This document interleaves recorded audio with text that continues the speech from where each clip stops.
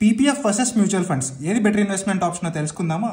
పీపీఎఫ్లో 1,50,000 rupees invest చేయాలంటే section 80C కింద tax benefit దొరుకుతుంది కాబట్టి మొత్తం 1,50,000 అయితే మనం ఇన్వెస్ట్ చేయొచ్చు. అదే మ్యూచువల్ ఫండ్స్లో 1,50,000 రూపీస్ ఇన్వెస్ట్ చేయాలంటే ఫస్ట్ మనం ఈ 1,50,000 సంపాదించినందుకు ట్యాక్స్ కట్టాలి కదా. ఒకవేళ మీరు కానీ హయ్యర్ ట్యాక్స్ బ్రాకెట్లో ఉన్నట్లయితే ట్యాక్స్ కట్టిన తర్వాత మీ దగ్గర 1,05,000 రూపీస్ అయితే ఉంటాయి. పీపీఎఫ్లో అట్ ప్రజెంట్ 7.1% ఇంట్రెస్ట్ రేట్ అయితే ఉంది. మ్యూచువల్ ఫండ్స్లో మనకు 12% రిటర్న్స్ వచ్చే అవకాశం అయితే ఉంటుంది.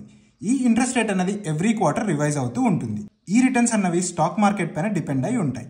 మార్కెట్ ఒకవేళ పెరిగినట్లయితే మీ ఇన్వెస్ట్మెంట్స్ కూడా పెరుగుతాయి. అదే మార్కెట్ ఒకవేళ పడినట్లయితే మీ ఇన్వెస్ట్మెంట్స్ కూడా పడతాయి. ఇక్కడ లాకిన్ అన్నది ఉంటుంది. ఇక్కడ ఎటువంటి లాకిన్ అయితే ఉండదు. సో ఇంత అమౌంట్ని ఎవ్రీ ఇయర్ మనం ఇన్వెస్ట్ చేస్తూ వెళ్తే 15 ఇయర్స్ తర్వాత పీపీఎఫ్లో మనం 22,50,000 ఇన్వెస్ట్ చేసి ఉంటాం. అదే మ్యూచువల్ ఫండ్స్లో 15,75,000 రూపీస్ ఇన్వెస్ట్ చేసి ఉంటాం. పీపీఎఫ్లో మనకు 18 lakhs అయితే రిటర్న్స్గా వచ్చి ఉంటాయి.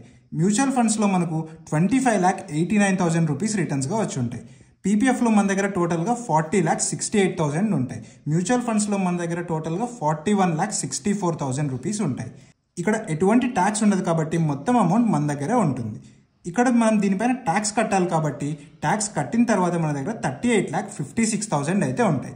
బట్ ఇక్కడ మీరు గుర్తుంచుకోవాల్సిన విషయం, ఇక్కడ సెక్షన్ 80C కింద ట్యాక్స్ బెనిఫిట్ అన్నది మనం చిల్డ్రన్ ఎడ్యుకేషన్ ఫీజ్ పైన, సుకన్య సమృద్ధి యోజన, లైఫ్ ఇన్సూరెన్స్ ఇలాంటి మరెన్నో ఇన్వెస్ట్మెంట్ ఆప్షన్స్లో అయితే ఈ ట్యాక్స్ బెనిఫిట్ని పొందొచ్చు. సో మీరు ఇలాంటి ఇన్వెస్ట్మెంట్స్ ఏమైనా చేస్తుంటే మీకు ఇంకా సెక్షన్ 80C కింద ట్యాక్స్ బెనిఫిట్ పొందడానికి స్కోప్ ఉందో లేదో ఒకసారి చెక్ చేసుకోండి.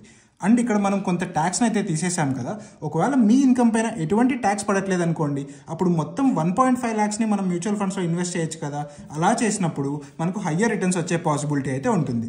సో వీటిని మీ పర్సనల్ ఫైనాన్సెస్ని బట్టి క్యాలిక్యులేట్ చేసుకొని చూసుకోండి. ఇలాంటి మరెంతో ఇంట్రెస్టింగ్ ఫైనాన్స్ కంటెంట్ కోసం మన యు ఆన్ యువర్ ఫైనాన్స్ని ఫాలో అవ్వండి.